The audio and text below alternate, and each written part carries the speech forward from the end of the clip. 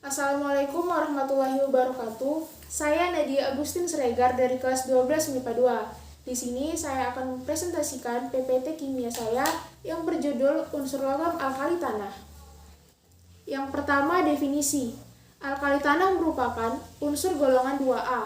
Kenapa disebut dengan unsur golongan 2A? Dikarenakan alkali tanah memiliki jumlah elektron valensi 2. Anggota dari alkali tanah ialah berilium yang disimbolkan dengan Be, magnesium yang disimbolkan dengan Mg, kalsium yang disimbolkan dengan Ca, strontium yang disimbolkan dengan Sr, barium yang disimbolkan dengan Ba, dan radium yang disimbolkan dengan Ra. Selanjutnya yang pertama, berilium. Berilium berasal dari kata dalam bahasa Yunani yaitu berilos, yang berarti beril.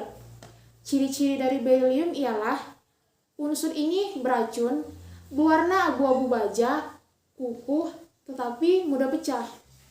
Lalu, sifat dari berilium ini ialah tahan karat, mudah ditembus sinar X, dan juga pada suhu dan tekanan udara, berilium ini tidak teroksidasi apabila dipaparkan udara. Yang kedua, magnesium. Nama magnesium berasal dari bahasa Yunani untuk lokasi yang berhubungan dengan magnetes. Terdapat dugaan terkait magnetes, yaitu sebuah distrik di Thesali yang disebut Magnesia atau Magnesia Epsilon yang berlokasi di Turki modern. Dalam tabel periodik, magnesium bersimbol Mg, bernomor atom 12 dan titik leburnya 650 derajat Celcius. Magnesium ini unsur ke-9 paling banyak terdapat di alam semesta. Ciri-ciri dari magnesium ialah logam ringan, berwarna putih abu-abu, dan kusam terhadap paparan udara. Kegunaan dari magnesium adalah magnesium umumnya digunakan terbatas pada komponen yang berhubungan dengan mesin dikarenakan bahaya kebakaran dan korosi. Dapat disimpulkan di sini, magnesium itu mudah terbakar. Dan selanjutnya kegunaan yang lainnya adalah magnesium dapat sebagai obat pencahar umum yang digunakan untuk menstabilkan eksitas saraf kejang pembuluh darah. Yang ketiga, kalsium. Di dalam tabel periodik, kalsium disimbolkan dengan Ca, bernomor atom 20 dan titik leburnya 842 derajat Celcius.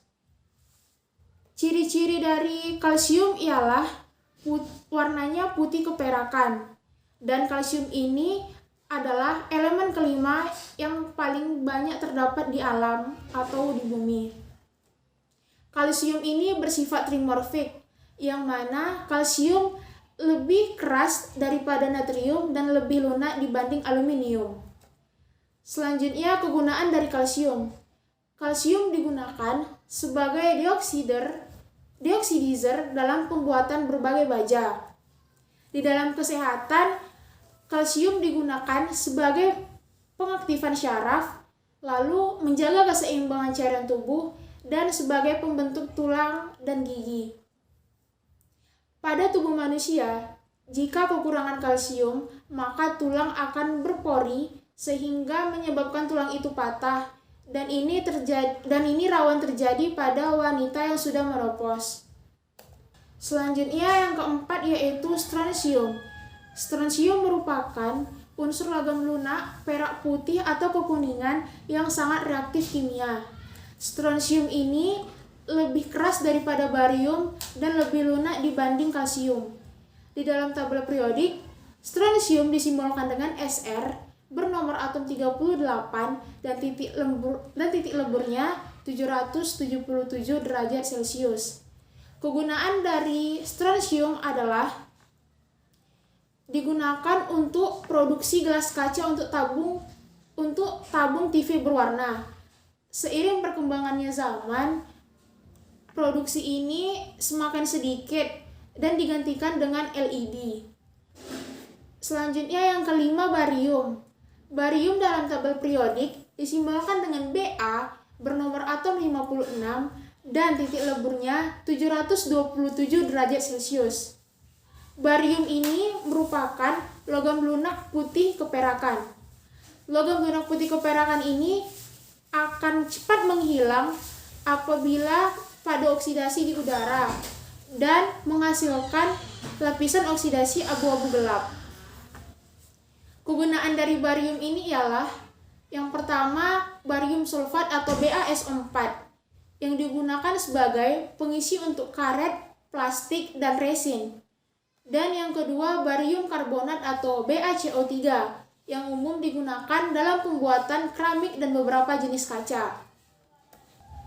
Yang terakhir, yang keenam, yaitu radium. Radium ini berwarna hampir putih bersih.